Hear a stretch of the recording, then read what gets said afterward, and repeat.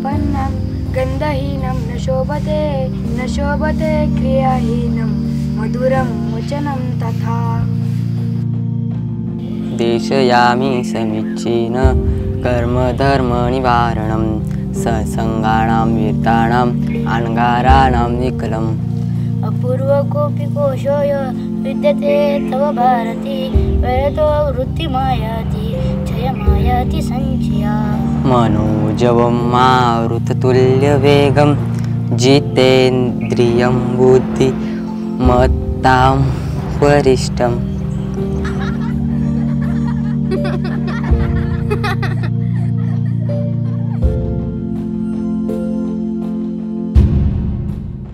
किसी भी व्यक्ति की शक्ति इस बात से नहीं नापी जाती कि उसने कितना धन कमाया या उसने कितने युद्ध जीते, बल्कि इस बात से नापी जाती है कि सब कुछ होते हुए भी गर्व ना करना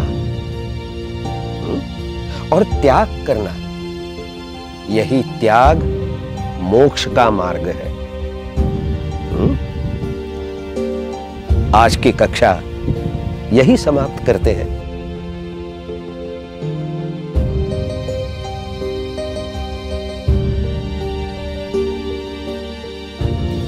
नमस्ते गुरुजी। नमस्ते। ये कहानी कहीं सुनी सुनी सी लग रही है। आप बाहुबली के बारे में बोल रहे थे ना?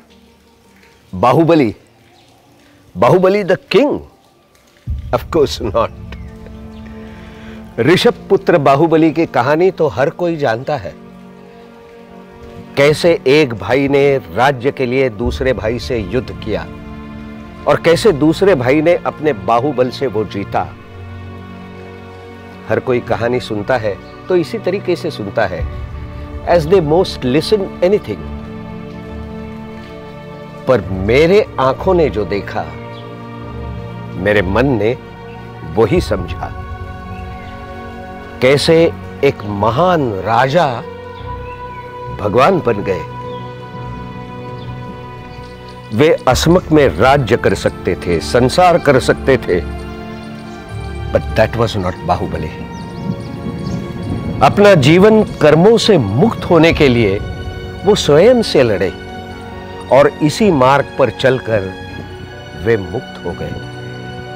The freest man ever known. This is really interesting.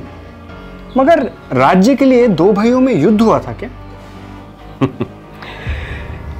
जब भोग भूमि कर्म भूमि में बदल रही थी, कल्प वृक्ष से सब कुछ मिलना बंद हो रहा था, प्रकृति में कई सारे बदलाव आ रहे थे और इन नैसर्गिक बदलाव के कारण सब कुछ अस्त व्यस्त हो रहा था।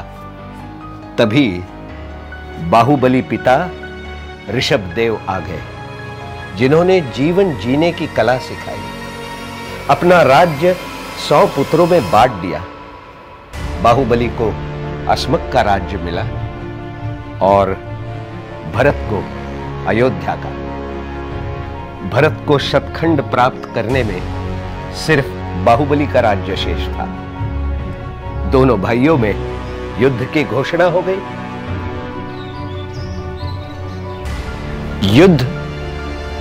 युद्ध कौन चाहता है? युद्ध का कारण क्या होता है? महत्वाकांक्षा। किसी एक की अतिरिक्त पाने की महत्वाकांक्षा।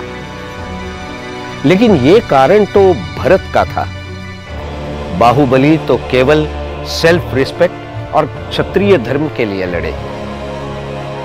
राज्य पाने की भाई की महत्वाकांक्षा के सामने बाहुबली खड़े थे।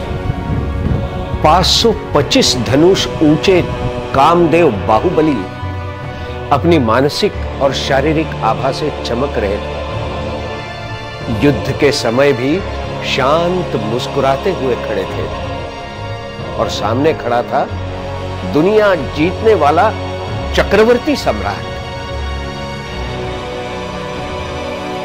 छोटे छोटे चैलेंजेस से हिलने वाले लोगों को यह बात समझनी चाहिए कि सामने कितना भी बड़ा चैलेंज क्यों न हो, धैर्य और शौर्य के साथ उसका सामना कैसे किया जा सकता है। It's all about how we manage the situation.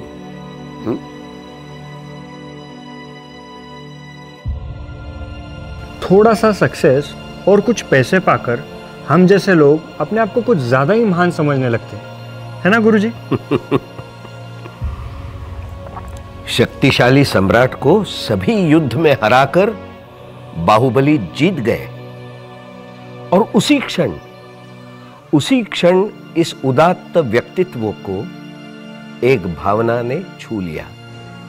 ये पद, ये राज्य, इन सबको लेकर मैं क्या करूंगा? और ये सोचकर उसी क्षण, बस उसी क्षण अपना मुकुट, अपने वस्त्र, अपने कषाय सब त्याग कर दिगंबर बनकर बाहुबली वन की ओर चल पड़े। चक्रवर्ती सम्राट तो भरत ही बने, लेकिन केवल कुछ समय सीमा के लिए। बाहुबली ने राज्य तो छोड़ा, पर अनगिनत वर्षों से सबके दिलों में बाहुबली ही तो राज कर रहे हैं। लाइफ में ये चाहिए, लाइफ में वो चाहिए। ऐसा चिल्लाने वाले लोगों को जब मैं सुनता हूं तो मैं हंसता हूं। क्या इन्होंने कभी किसी राजा को सब कुछ होते हुए भी सब कुछ छोड़ते देखा है? How will the people understand? किसी ने ठीक कहा है, it takes strong man to rule, लेकिन कोसों दूर फैले हुए राज्य पर नहीं, अपने भीतर की गहरी छुपी हुई चुनौतियों पर।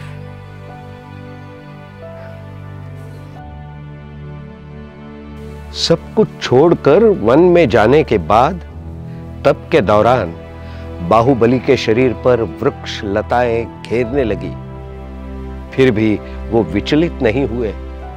अपने निश्चय और दृढ़ संकल्प के आधार पर ध्यानमग्न रहे, कायोत्सर्ग मुद्रा में। जिसके अंदर उजाला बढ़े वो बाहर के अंधेरे से क्यों डरे, है ना?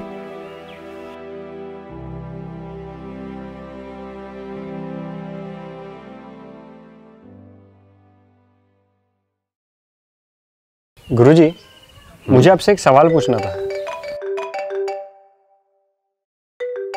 गुरुजी एक मिनट। हेलो। अरे हर्ष भाई, अरे बाहुबली गया है ना तू? हाँ। एक आदमी है गोमटेश जी नाम से, उन्होंने अपना सब कुछ त्याग बच्चों को पढ़ाने वो वहीं पे गुरुकुल आश्रम रहते हैं। हो सके तो उनसे मिलना जरूर। ठीक है। गुरुजी, मैं ये पूछ रहा था कि लोग तो लॉजिक पर बिलीव करते हैं ना?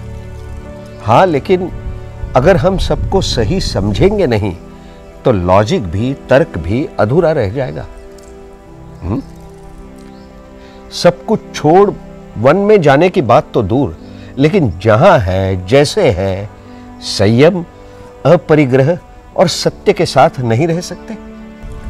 I have seen people running after materialistic desires for their entire life, और फिर सब वक्त खत्म हो जाने के बाद सत्य की तलाश में, सत्य की खोज में घूमने लगते हैं, यहां वहां भटकने लगते हैं, लेकिन पूरे जीवन भर सत्य की तलाश, शांति की तलाश नहीं करते। हमारा जनरेशन अब निकल रहा है। शायद हम कुछ आखिरी लोग, इट इज ब्लेसिंग और नॉट, आई डोंट नो, लेकिन हम कुछ महान आत्माओं के आदर्श के साथ जी पाए। लगता है और समय चाहिए था, पर हमने प्रयास किया तन मन वचन से जीने का। इतिहास कहता है कि आत्म कल्याण के ये तत्व मानव को मिली सर्वोच्च शक्ति है, किसी भी अचीवमेंट से ज्यादा सर्वोच्च। तुम्हें कैसे बताऊं कि यंग होकर इन विचारों के साथ जीना क्या होता है। एक आत्मविश्वास मिलता है जीवन जीने का। One finds a new perspective, new reason, a new attitude, a new purpose in life. जब ऐसे व्यक्तित्व की प्रतिमाओं को चरण से आंखों तक गौर करते हो, जो स्वयं अपने आत्मा की ओर देखकर निश्चल खड़े हैं, जब उनकी नासाग्र दृष्टि देखते हो, तो लगता है एवरीथिंग इज पॉसिबल, एवरीथिंग। इन सब के प्रेजेंस या ऐसे व्यक्तित्व के चिंतन मात्र से ही आप स्वयं अपने आप से कई गुना बेहतर हो जाते हो।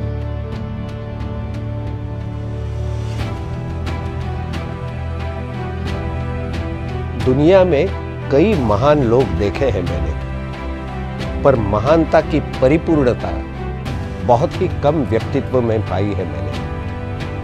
थोड़ा पहले और अब भी जान पाया हूं कि प्रकृति की सर्वोच्च शक्ति सच में कौन है। क्या कोई बाहुबली हो सकता है?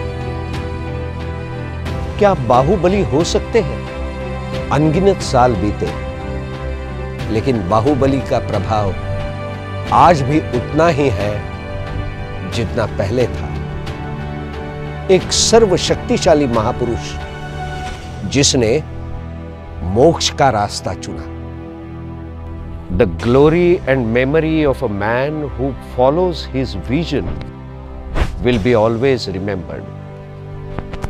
और सबसे महान वही है जो वक्त की सीमा से परे है, जिनका व्यक्तित्व समय की सीमा के बाहर है।